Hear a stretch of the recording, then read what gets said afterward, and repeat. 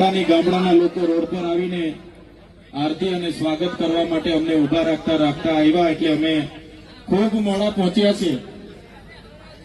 પણ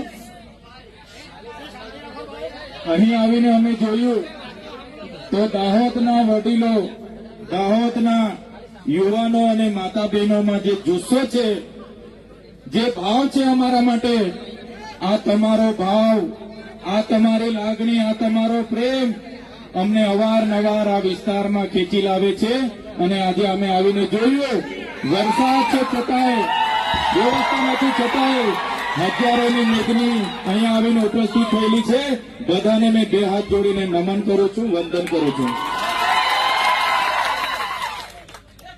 દાહોદની પ્રજા એટલે આખા રાજ્યમાં, આખા દેશમાં દાહોદનું નામ આવે એટલે જે ઇમારતો છે, એ ચાહે વિધાનસભાની ઇમારત હોય, એ ચાહે સચિવાલયની ઇમારત હોય, એ ચાહે હાઈકોર્ટની ઇમારત હોય, જે પણ ઇમારતો, જે પણ ભવનો, જે પણ આવાસો, જે પણ આજે વિકાસના નામે ગુજરાતમાં બન્યા છે, એના પાયામાં દાહોદના લોકોનો પરસેવો છે.